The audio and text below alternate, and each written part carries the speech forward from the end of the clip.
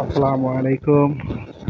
দেশ এবং দেশের বাইরের যারা ভ্রমণ পিপাসী ভাইরা, হয়তো আজকে আপনাদের নিয়ে এসেছি এমন একটি জায়গা। দেখেন কত সুন্দর একটি পরিবেশ, মনোমুগ্ধকর। এই দেখেন এভাবে দৌড়িয়ে দৌড়িয়ে আমরা সাঁতার কাটছি সবাই।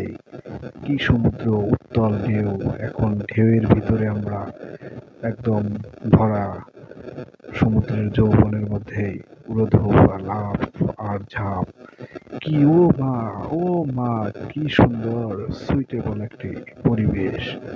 সমুদ্রের ঢেউ যেন তার কষ্টকে একদম সীমান্ত পেরিয়ে নদীর বুকে আপু দৌড়চ্ছে দৌড়চ্ছে দৌড়চ্ছে, তারপরে চলে গেল। এই আমার কাপড়, এই জুতোটা দেখে জুতো।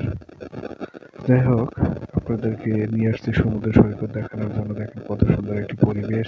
এই পরিবেশ কার না দেখতে মন চায়। তাই যদি সুন্দর এবং মনকে পরিবর্তন করতে চান তাহলে অবশ্যই চলে আসুন এই সমুদ্র সৈকতে সুগন্ধা বিচে।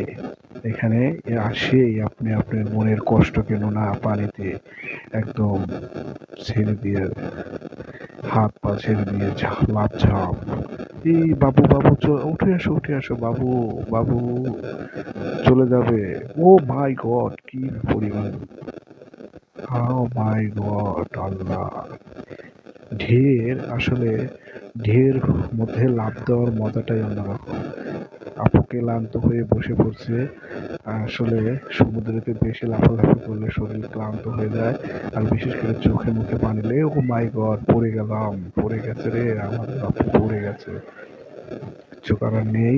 এভাবেই আমরা যে সমুদ্রকে দেখছি, আপনারাও সমুদ্র ভ্রমণ করতে আসবেন এবং সমুদ্র সৈকতে এসে সুন্দর সুন্দর মানে এনজয় করুন।